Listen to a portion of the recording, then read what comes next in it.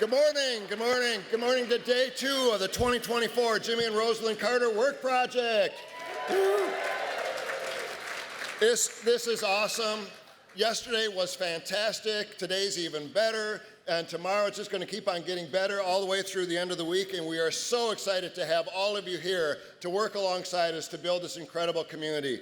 Today is a really, really special day because today is the 100th birthday of President Jimmy Carter.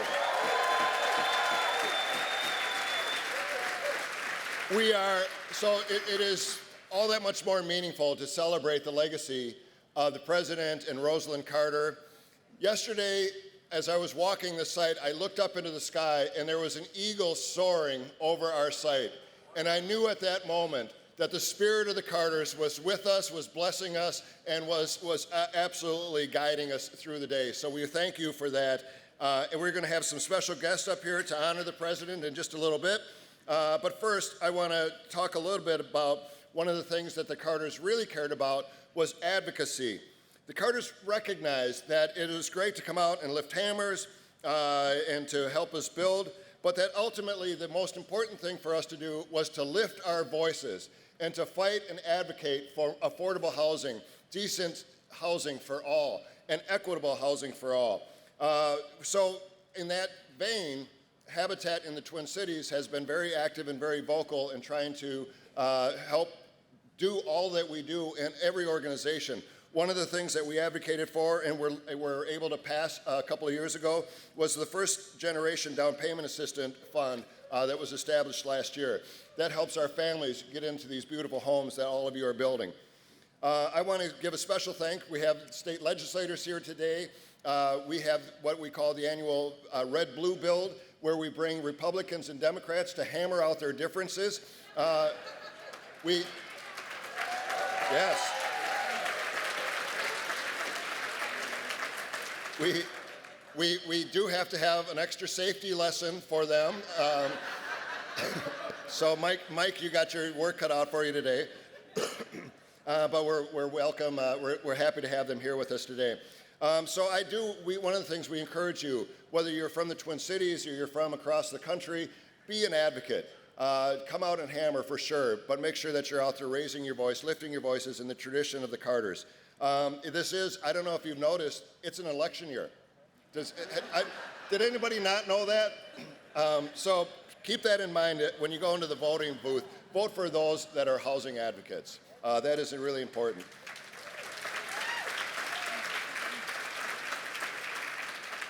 So as we mentioned yesterday, this week we have faith leaders representing many faiths that will be leading us in morning devotion. Today we are very honored to have Rabbi Joey Glick, who's the assistant rabbi at Shir Tikvah Synagogue in Minneapolis. This is a very holy week in the Jewish calendar. Rosh Hashanah starts at sundown tomorrow night. So you can imagine the rabbi is just a little busy this week. But he has honored us with his presence here today. Ladies and gentlemen, Rabbi Joey Glick.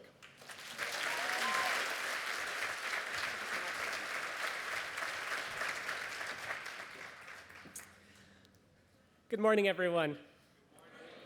I'm so grateful to be here for the chance to preach this morning. I want to focus, given the early hour, on some relaxing, easy questions. Who does God love, and how do we love God? And how do we fix a broken world? So everyone can just relax. To navigate these questions, we're going to need a little bit of help from President Carter, from some workers who have pressed on the snooze button on their alarm clocks, and from a bar at the end of the world. Okay, 11 years ago, I was a Habitat AmeriCorps volunteer in Denver when Rosalind and President Jimmy Carter came to town. One day during that build, President Carter gave a devotional that changed my life on the question of, who does God love? The president shared the parable of the vineyard, in which laborers who are late to work receive preferential treatment from an employer who symbolizes God. This is profoundly unfair, right? Why should the lazy late risers receive their payment first? President Carter asked us to wonder about these folks. What might have caused them to be late for work? Were they struggling to find childcare? or to make it out of bed because of bad arthritis, or to scrape together enough food for an ailing relative. With a little grin, President Carter suggested to us that God loves everyone, full stop, and the ones most struggling with their own or their loved ones' pains and problems, the poorest amongst us, God might love those folks just a little bit more. Okay, so President Carter has given us some help, telling us something about who God loves. But to learn how we should serve God, how we can serve God, we're going to need to transport ourselves all the way to the end of the world. In a midrash, a piece of 1,500-year-old Jewish fan fiction on the Song of Psalms, we find God and the Jewish people, I kid you not, at a bar. God leans over to the Jewish people and says, "Let me get your next drink, a drink of consolation for all that you've suffered." The Jewish people turn back to God in disgust. You've destroyed your temple, you've cast the Jewish people into diaspora, you've made a broken world that's grasping after your presence, and now you want to buy us a drink? God pauses then, and as the divine is wont to do, quotes a passage from Scripture, from Song of Songs. "For my head is drenched with dew, my locks with damp of night." What the heck does this mean? The creator of heaven and earth goes on to explain. "My children, from the day that I destroyed my temple on earth, I did not go up and sit in my house on high. Rather, I would sit in the dew and mist. And if you don't believe me, put your hand on my head and see that there is dew there. As it's written, for my head is drenched with dew." I love this midrash for so many reasons. First, because it gives us permission to look at this world, to look at wealth inequality and greed and homelessness, and call out to God, what the heck? How could you allow such brokenness? Our protest, our grief, they are allowed and they are necessary ingredients within our activism. But this does not end the story, because where has God been? Since the destruction of the temple, God has been homeless. God has been sleeping rough, living in the fields and in the streets, suffering alongside the most vulnerable in our society, giving comfort and presence to those who most need it. Today, this morning, I believe this God is with those who are suffering in Western North Carolina, for those who woke up to war in northern Israel, Palestine, and in southern Lebanon. God is accompanying people who are experiencing devastation, hunger, and homelessness at this moment. According to this midrash, according to my heart and tradition, we love God by serving those who God dwells amongst. For each nail we hammer today, with each family receiving financing to purchase a Habitat home, with each shingle hung by a volunteer or contractor, we are building not only affordable housing, we are building a home for God. Good morning, everyone. Let's get building.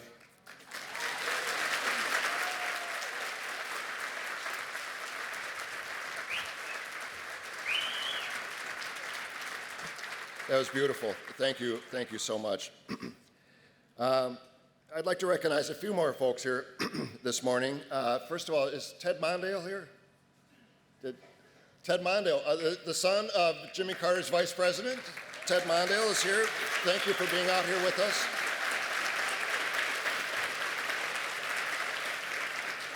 In 2010, when we last hosted the Carter Work Project, I know that Vice President Mondale was out there hammering away alongside President Carter, so I still have a great picture from that day in my office, and I look at it often. We're very, very lucky to have the better-looking property brother here, Jonathan. So, thank you. And smarter. Okay, yes, right. Nicer?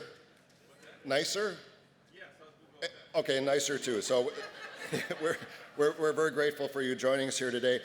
He will be hosting our bash tonight. For those of you that don't know, we have our Build Forward Together bash at the Armory in downtown Minneapolis.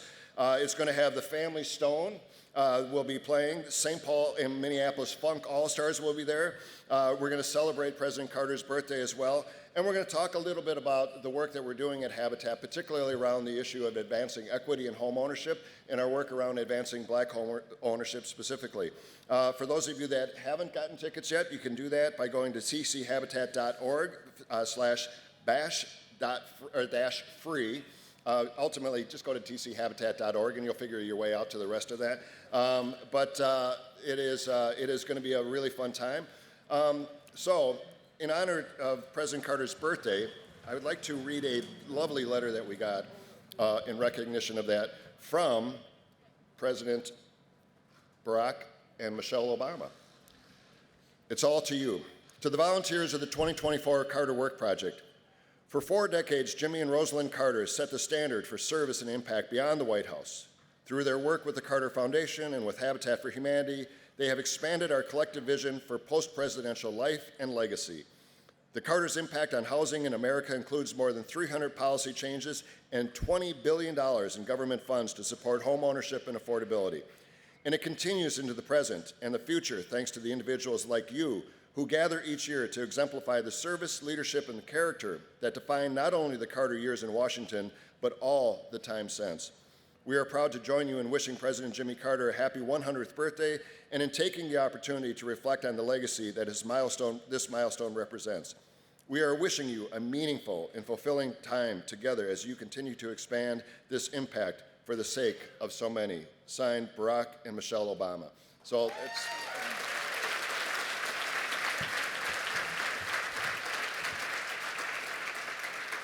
By the way, that letter has also been shared with the president, so he has a copy of that as well.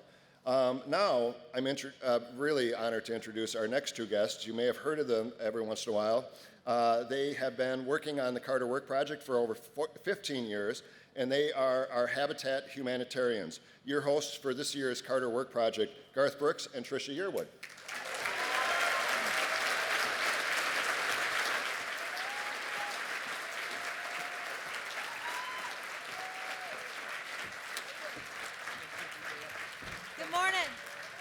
Much. Good morning. Oh, I love that. Too good. Thank you for letting us show up late to work yesterday, and it was good. It was good. We have this other gig, but we're actually better home builders than we are singers. Yeah. You were a little late on the laugh, but it's all right. It's not only a special week, it's a very special day.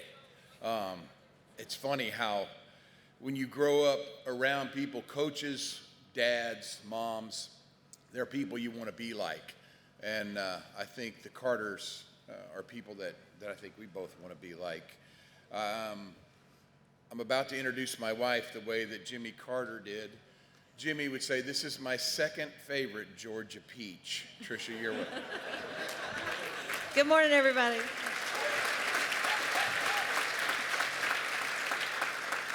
It's kind of hard to follow Chris's words and also, the Obamas talking about President Carter, but I do want to remind us all that it is his 100th birthday, and he is very aware of what we're doing and watching and expecting us to work really hard. And I do believe that Miss Rosalind is watching from overhead. He has served his country his whole life. He joined the Navy in 1943, and it never stopped there. And one of my favorite things about President Carter is that when he won the Nobel Peace Prize in 2002, long after leaving the White House. And if you go and read the accomplishments of why he won that, it was mostly for things like this. It was about promoting democracy and human rights all over the world. It was about equity and housing. So this is a couple who has walked this walk, and I think it's why Garth and I are so honored to be a part of Habitat, to try to no one's ever going to fill those shoes, but we all have the opportunity to try to walk that walk and just walk in this huge wake and make them proud.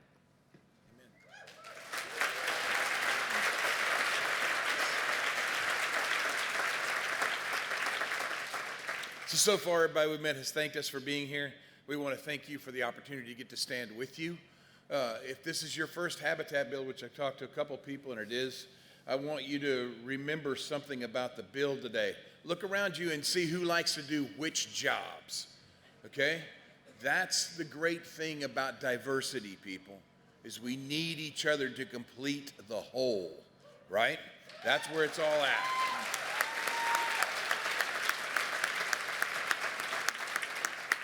I was always told as a kid, and I hated this, so I expect you to hate it too. If you cannot find the answer, that's because you haven't heard enough opposing opinions. We need each other. Somewhere in between you and me lies the answer. So I don't know how many people's been on builds other than this, but I hate those damn hurricane straps, if you guys have ever had to do that. Oh, especially for a guy that makes a living with his fingers, right? But my wife is a beast at hurricane straps, right? So I go do something else while she does something else. What I'm saying is, to complete the house, it's going to take all of us, and we all have that special talent within it. Find it this week, share it, love one another, all right? So as President Carter would say, let's get to work. Let's get to building.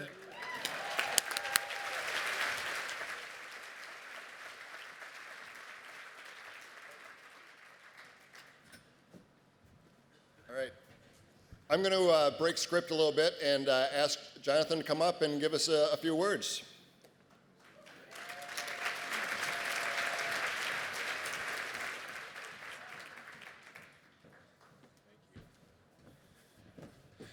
Unlike some of the other folks who've been up here, I can't sing or play guitar, but I can build a house. So I am so excited to be here. There's nothing that brings me more joy than seeing the energy and the passion that comes in a group of Habitat volunteers and professionals. I have been working with Habitat now for almost 25 years. We've done builds all over North America. This is the biggest build I've ever been on, actually. They told me that when this project is done, there will be 1,000 homes. 1,000 homes on this property, which is incredible. So a big round of applause to everybody who's busting their butts to be a part of this. I appreciate the intro. I am the better looking and smarter brother. I also wrote that introduction, so shameful. But Drew sends his love. Drew, for anybody who doesn't know, just had a baby, or his wife just had the baby. He just gets the time off. He has a 2.5-month-old, so he is on daddy duty, but he sends his love and he wishes he was here. Especially because we're celebrating such an important day. The legacy that the Carters have built is unlike anything I've ever heard of. 40+ years working with Habitat. What is it, 4,400 homes, 4,400 builds they've been a part of. That is absolutely incredible. So I thought we should honor President Carter by singing Happy Birthday right now, if you'll join in. Again, I don't know why they sent the contractor up to lead you in singing, but let's jump right in. Happy birthday to you. Happy birthday to you. Happy birthday, Jimmy Carter. We'll accept President as well. Happy birthday to you. Thank you.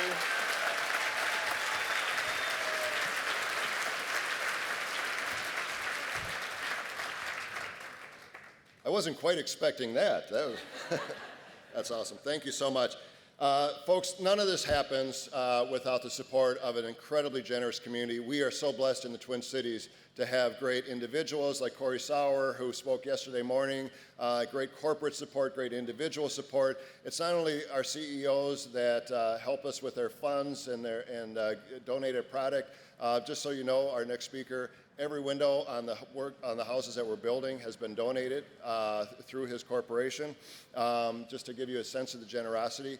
But the fact of the matter is they come out and build with us. On Thursday, we're going to have the CEO build, where Chris and other executives are going to be out building. I can't tell you, we are overfilled with just incredible people. And one of those great leaders in the Twin Cities business community is the CEO of Andersen Corporation, their president and CEO, Chris Galvin. Please welcome Chris.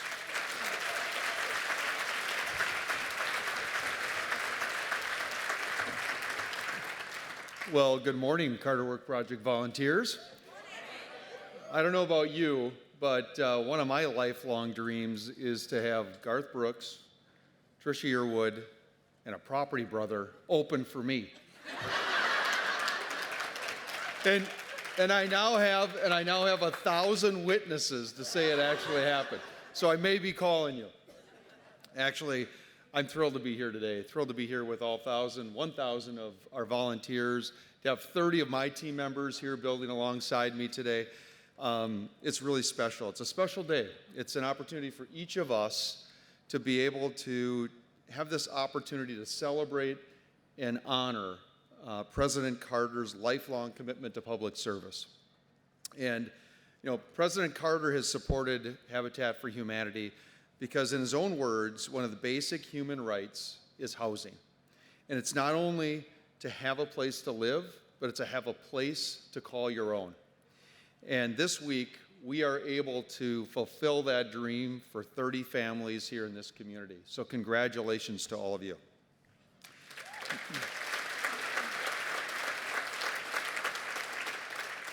As an avid volunteer, President Carter and I shared this sentiment. Whenever I walk onto a job site like this, I think about that as volunteers, we oftentimes take a lot more from these opportunities than we actually give. And it's an opportunity to create a lot of value. And this feeling of satisfaction that we take, the connectedness to others, as Garth had commented on, knowing that we've worked alongside thousands of others to create home ownership and fulfill this dream for others in our communities and families is absolutely transformational, not only for them, but for us as well. At Andersen, we're proud. We're proud to be a lifelong supporter of Habitat for Humanity, and it's our honor to create safe, affordable home ownership and make it a reality for the families here in this community and for the communities that we live and serve in across the country. So I want to thank you all for being here. I want to thank you for carrying forward President and Mrs. Carter's long-term legacy of service and to be able to build hope, to build community, and to build connectedness all together. So thank you very much.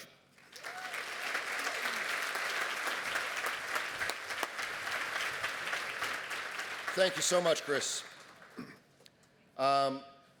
So at the end of the day, we all know what this is about.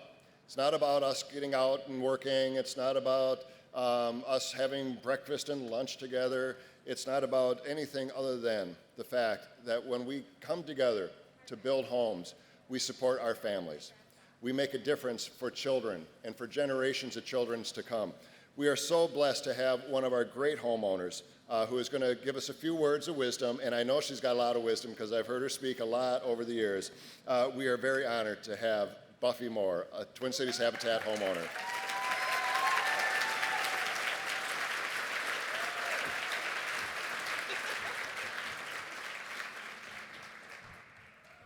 Ooh, I'm getting old. Good morning. So 21 years ago, when my kids were 3, 5, 7, 9, and 11, I purchased my Habitat home. At the time, I had no idea how profound home ownership would be for me. I had no idea Habitat's legacy or its history, and I had no idea that I would become part of a larger global Habitat family. All I knew at the time was that I was tired of sleeping at bus stops, sleeping on family members' couches, sleeping at shelters, and in transitional housing programs.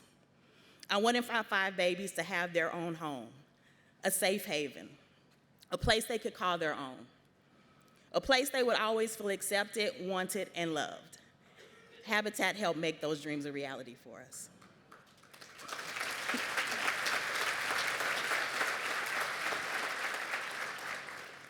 I often think back to our home ownership journey, which didn't end when we got those keys.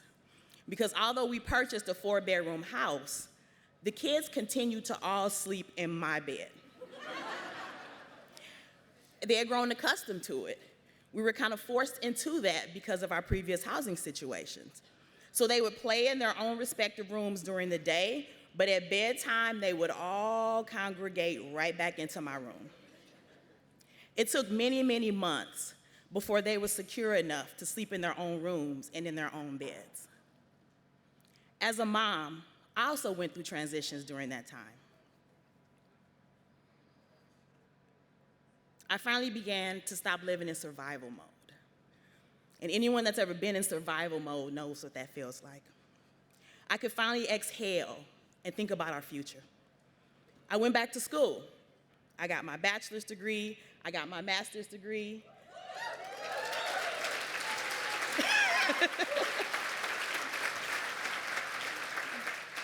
And I am now a licensed graduate social worker.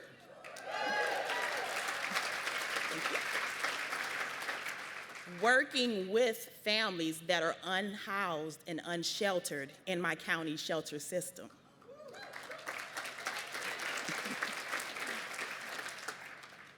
Over the years, my home has had many transitions as kids, grandkids, extended family, and friends have come and have gone. But 21 years later, my home has consistently been what I wished for all that time, a safe haven, a place where people felt accepted, wanted, and loved.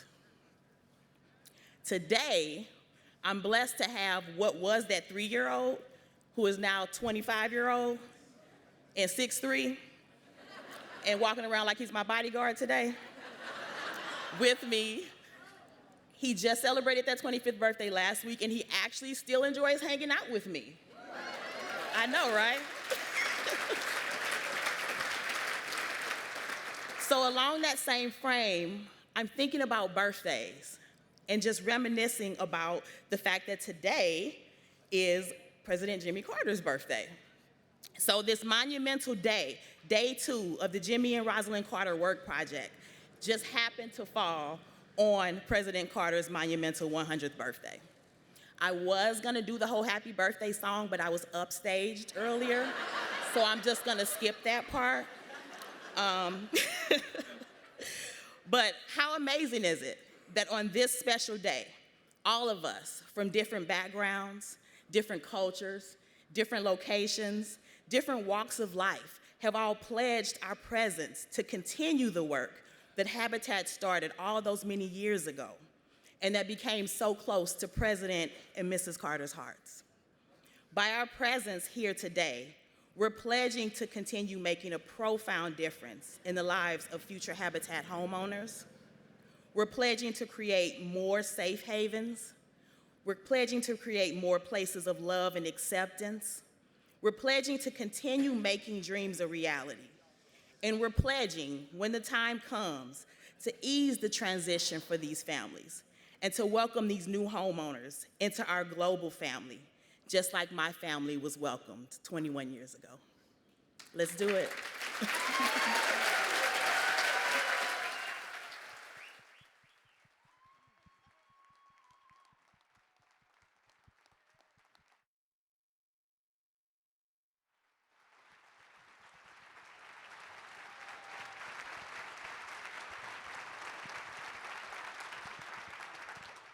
Thank you so much, Buffy, for sharing your story. I appreciate it.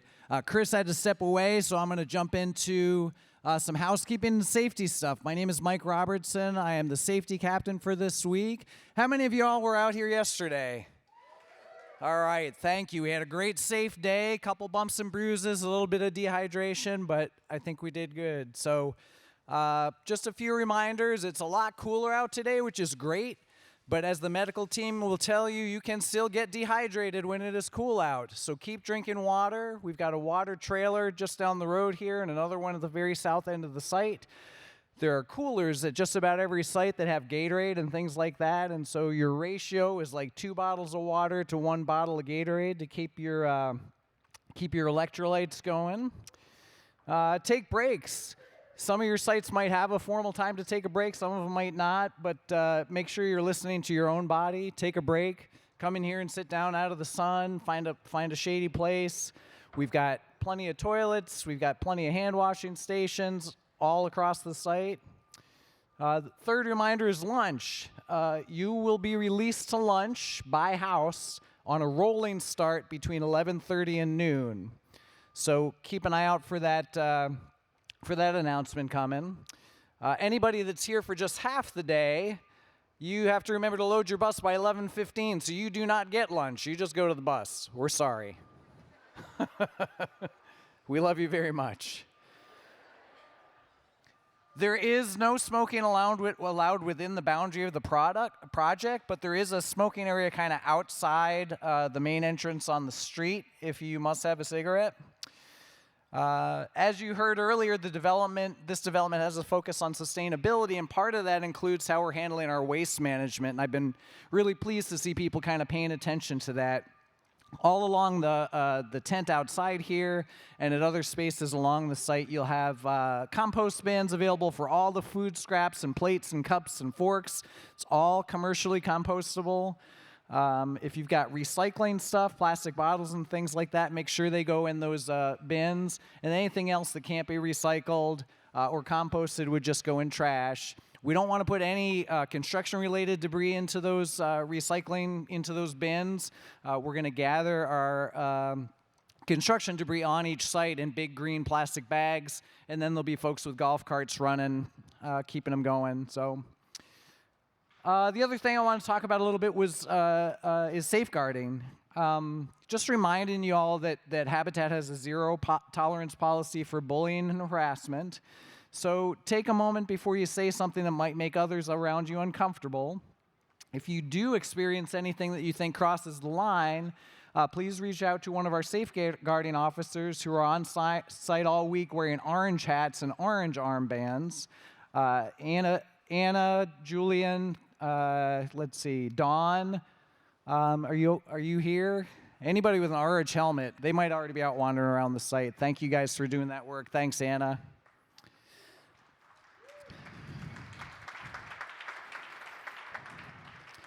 All right, so, I was up here today. My name's Mike Robertson. I've been with Habitat for 14 years. I was actually hired 2 months before the last Carter Work project that we hosted in the Twin Cities, and it was an incredible experience to be able to build alongside thousands of folks that year and to meet President Carter and his wife. Life-changing, and so excited to be able to do it again all these years later. I manage our Brush with Kindness program, which is part of our homeownership preservation strategy. So I work with low-income homeowners that are trying to stay in their homes, and I also help coordinate some of our decarbonization and sustainability efforts. So it's really exciting for me to see an all-electric project going up. This is the biggest all-electric development in Minnesota, and it's really exciting. We should give ourselves a hand around that.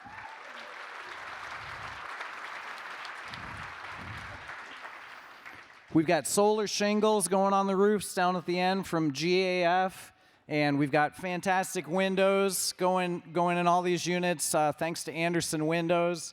And this is a remarkable, unique, historic project for the state of Minnesota and a model for what other developments might look like. So this week I get to wear another hat, literally. I'm wearing a yellow hat because I'm the safety captain. And I've got a great team working with me to make sure that we have a safe build. So if Jessica Coyle, Bjorn Erickson, Greg McKenzie, and Betsy Starkson, my other yellow-hatted friends, are in the tent, if you could stand up. They may already be out there making sure people are safe as well. So we are kind of rotate around the site today, keeping an eye on people's personal safety, keeping an eye on site safety, and answering any questions. We work closely with the medical team, too, to make sure that people are taken care of. So we want to have a safe build. We're going to get 30 houses stood up out of the ground here and have a great time doing it. As those of you that were here yesterday know, we've got a really large, complex construction site. So your hard hats and safety glasses have to be on you at all times when you leave this tent. You can get ear protection as well once you're at your site. We're moving a lot of materials around here, and I think that'll especially be true today as we get our floor trusses up for the second floor. So keep an eye on your surroundings. As my football coach used to say, keep your head on a swivel. there's going to be these big forklifts coming down with these trusses, and so make sure that you're paying attention to where you are. The ground is very uneven. There are tripping hazards. We've mitigated all of that as much as we can, but please be careful out there. Assume that you're invisible. Forklift cannot see you. And if you're carrying something around your site, please make sure you're communicating with folks that you're near so that they know you're coming. And once again, if something's heavy, nobody is impressed by you picking up a wall by yourself if you hurt yourself. So team lift always, no heroics out there. You see we've got great scaffolding on site, which is awesome. You're also going to spend some time on ladders, so please be aware of ladder safety. If you have a step ladder, that gets folded out with all 4 feet firmly on the ground. You might have to dig a hole for one of the feet, but make sure that it's open and not just leaning up, folded up. And again, a safeguarding reminder that safety is not just about physical safety, but also about emotional safety and social safety. So we want to treat one another with respect and ensure at the end of this week, we end with a deeper and more positive connection to the folks that we've been spending time with. So if you see anything or experience anything concerning, please reach out to one of the safeguarding officers. So quick reminder of the color coding that we have on site. I think we've got a slide about that. A lot of different colors. It doesn't help. I'm colorblind, so it doesn't help me much, but guy that runs a painting project, he's colorblind. I don't know what they were thinking. Construction leaders have a white hard hat and bright yellow and green shirts.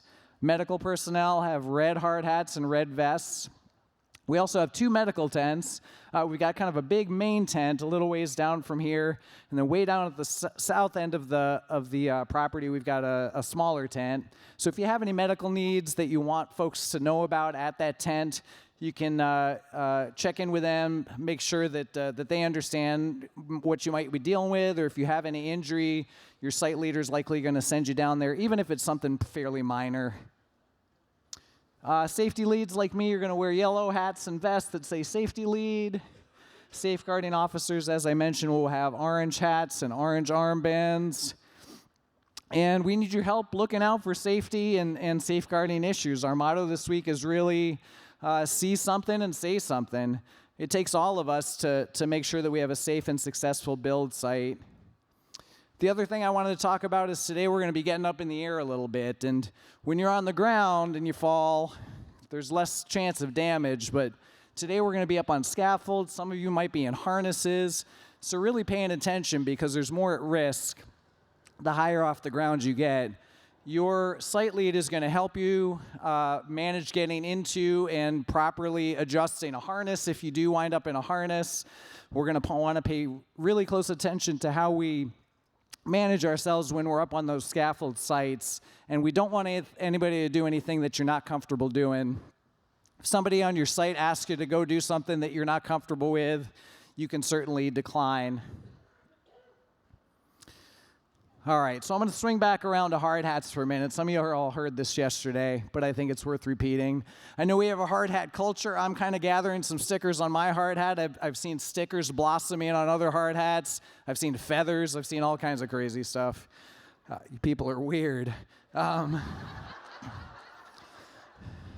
Your hard hat and your personal protective equipment is yours to keep. We do not want your sweaty hard hats back at the end of the week, so give them to somebody you don't like. So if you get a small cut, you fall down, you bruise your knee, that's not a big deal. But again, up in the air, if you get a head injury or something like that, it's a different ball game. So I'd like you to join me in the hard hat creed. If you will please hold your hard hat and repeat after me. This is my hard hat. There are many hard hats like it, but this one is mine. I will wear it at all times. I will make sure it fits securely. I will not wear a baseball hat under it. I will label it with my name and my phone number. I will protect it against damage and loss. Before all my friends here, I swear this creed. All right, I'm done talking. Thanks again so much for being out here with us. Let's go build some homes and change some lives.